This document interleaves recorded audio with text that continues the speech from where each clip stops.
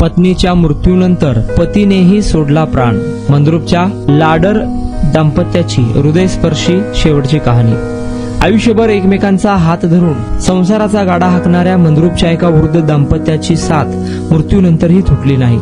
पत्नीच्या निधनाची वार्ता कानावर पडताच पतीनेही अखेरचा श्वास घेतला. सोमवारी विठाईनगर मंद्रुपमध्ये घडलेल्या या हृदयस्पर्शी घटनेने संपूर्ण गाव हळहळ व्यक्त करत आहे. रामण्णा जगन्नाथ लाडर वय 75 आणि पद्मावती रामण्णा लाडर वय 70 मूळचे कर्नाटकातील जिगजणी गावचे असलेले हे दोघे दाम्पत्य यांची ही कहाणी आहे. मूळचे कर्नाटकातील जिगजणी गावचे असलेले रामण्णा गुरुजी कर्नाटकात शिक्षक म्हणून नोकरीला होते. मंद्रुप ही त्यांची सासरवाडी. सेवानिवृत्तीनंतर इथे पत्नी समवेत मंद्रुपच्या विठाईनगर येथे स्थायिक झाले. नाटक आणि भजनाचा छंद असलेल्या रामण्णा गुरुजींनी मंद्रुपच्या दत्त मंदिराची पूजा नित्य नियमाने केली.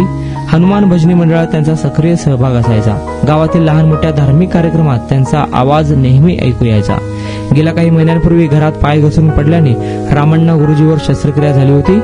पतीची सेवा करताना पत्नी पद्मावती याही घरातच पडून जखमी झाल्या.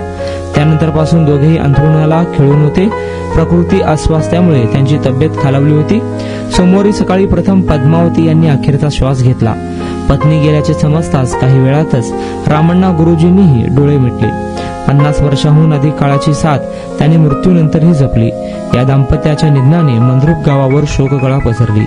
ते एकमेकांशिवाय जगू शकत नव्हते. देवानेही त्यांची ती इच्छा पूर्ण केली अशा भावना गावकऱ्यांनी व्यक्त केल्या. विठाईनगरच्या दत्त मंदिरात व हनुमान भजनी मंडळात त्यांच्या आठवणींना उजाळा देण्यात आला. जीवनभर असलेली साथ मृत्यूनंतरही कायम राहिली. नारायण घंटे, लोकप्रधान न्यूज, मंद्रुप.